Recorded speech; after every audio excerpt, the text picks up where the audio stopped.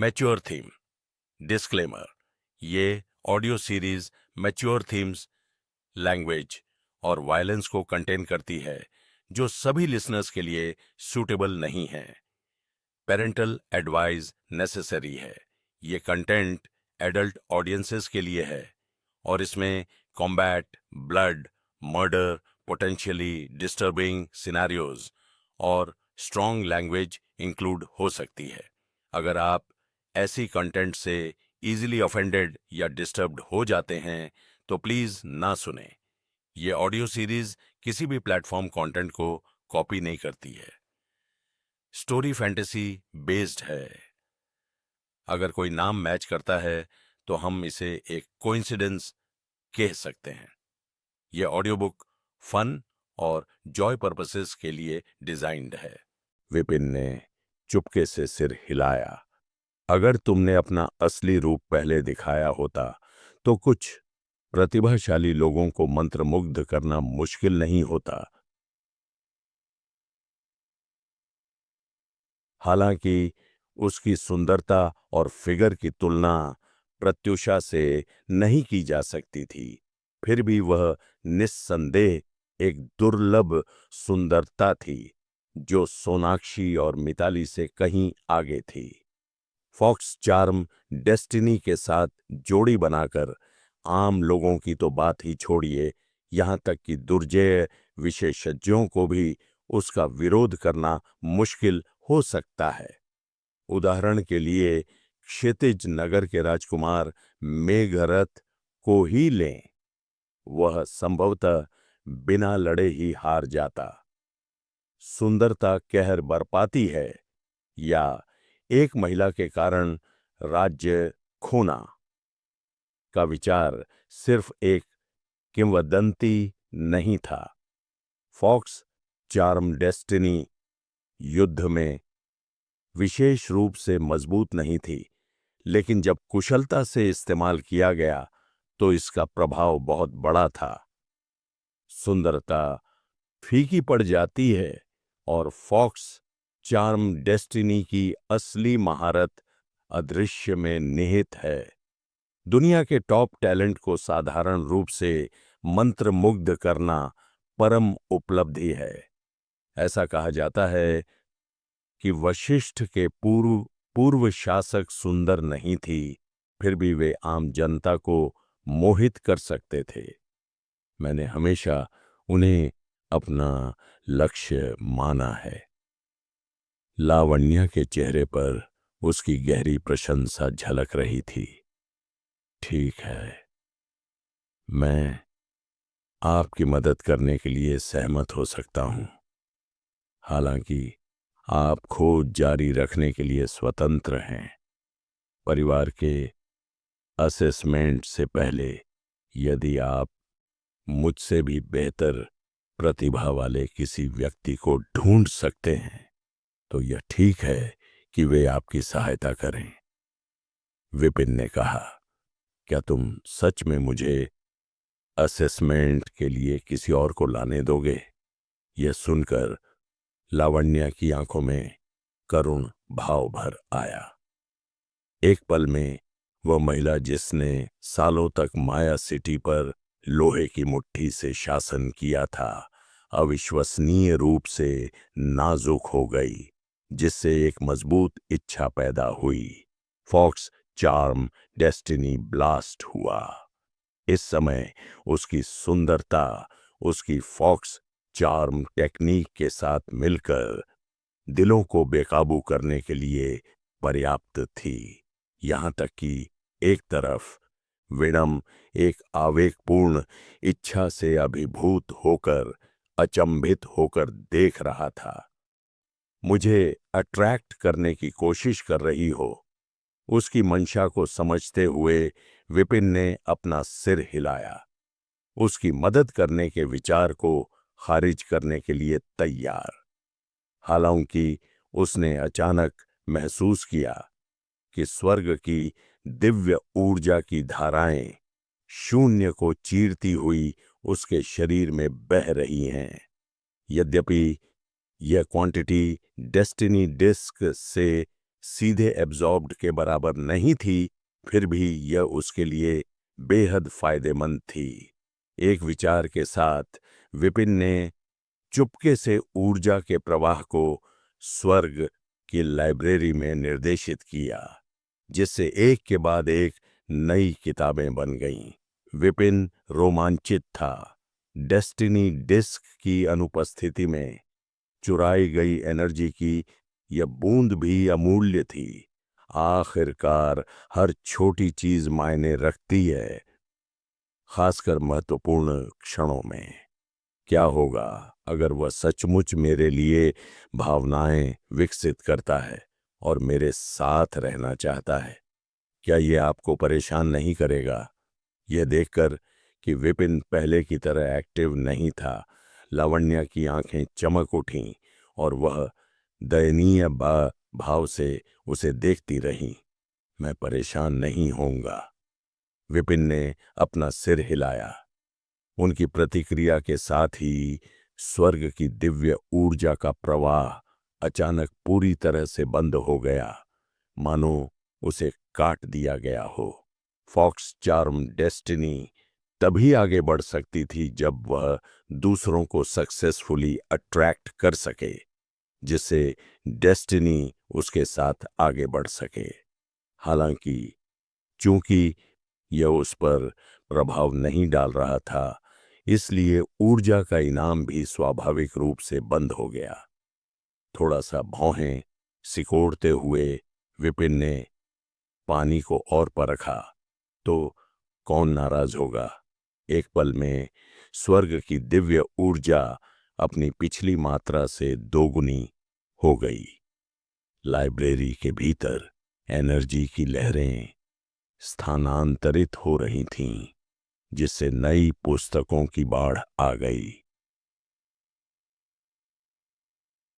वास्तव में ऐसी प्रतिक्रिया की उम्मीद न करते हुए लावण्या क्षण भर के लिए स्तब्ध रह गई, फिर प्रसन्न हो गई।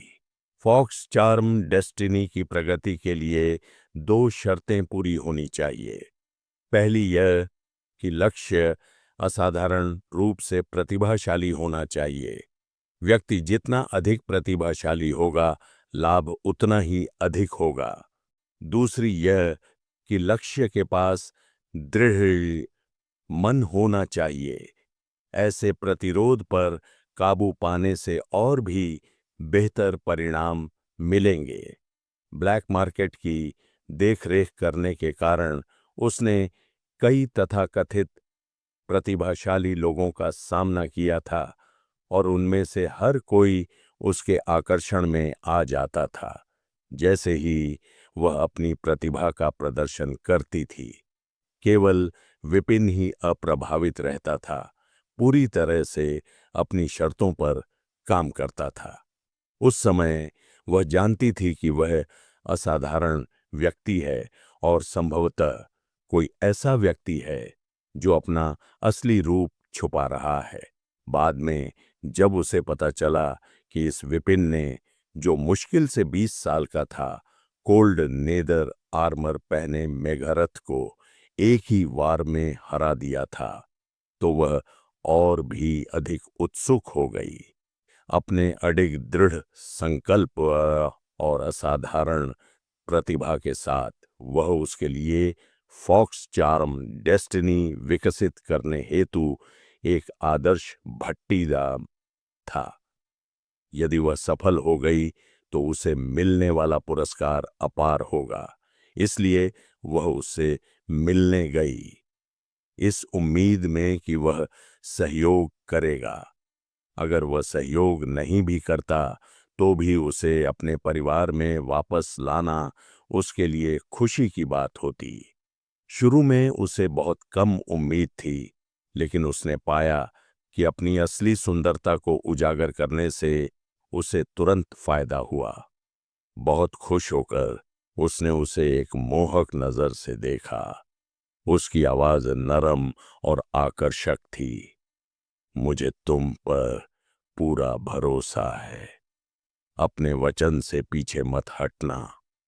उसकी मधुर आवाज सुनने वाले किसी भी व्यक्ति की रीढ़ में खुशी की सिहरन दौड़ जाती थी। अपना पूरा आकर्षण दिखाने के बाद लावण्या ने अपने डेस्टिनी में किसी भी प्रगति की जांच करने के लिए अंदर की ओर देखा। फिर भी उसे आश्चर्य हुआ कि स्वर्ग की दिव्य ऊर्जा का एक भी धागा उसके शरीर में प्रवेश नहीं कर पाया था।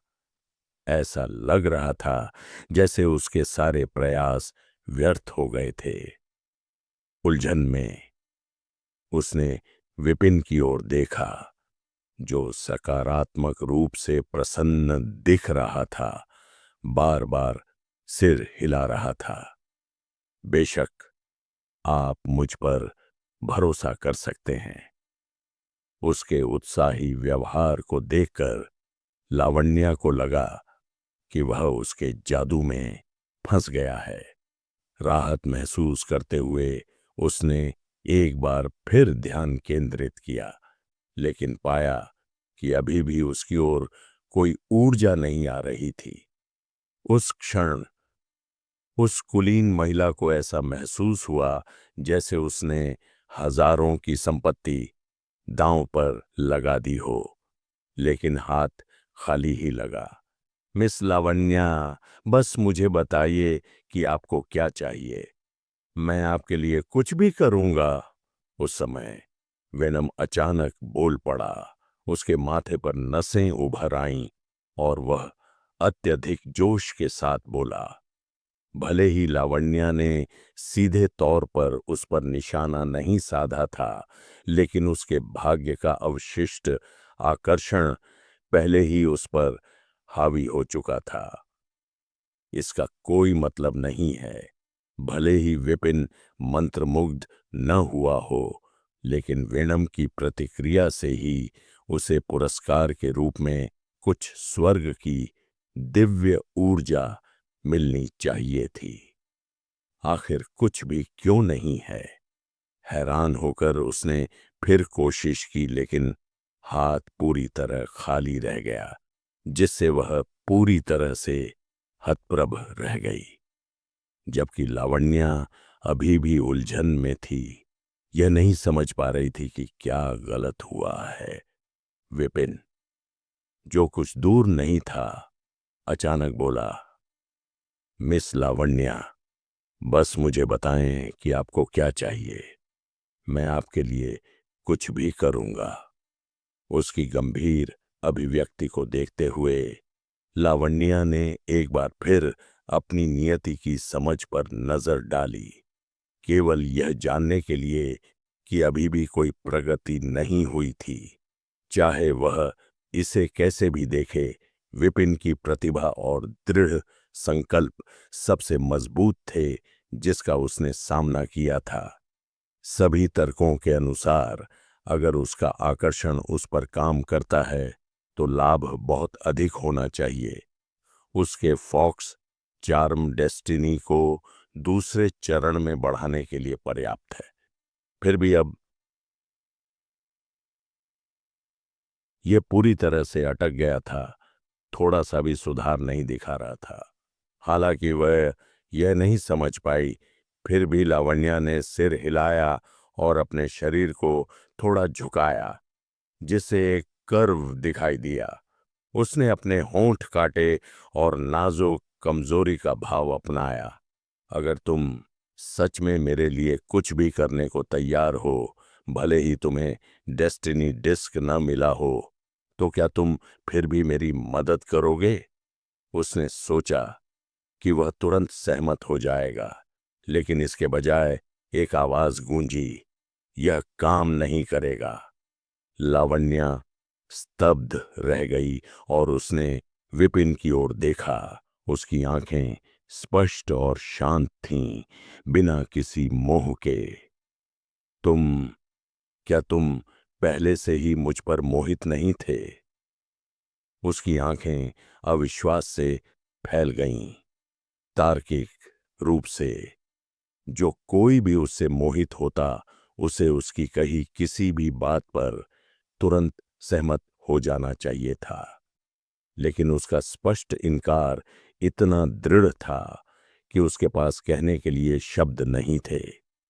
बेशक मैं आपसे मंत्रमुग्ध था, लेकिन अगर आप सोचते हैं कि मैं आपकी मुफ्त में मदद करूंगा तो ऐसा नहीं होगा, विपिन ने अत्यंत गंभीरता से उत्तर दिया। लावण्या की पलकें फड़क उठीं।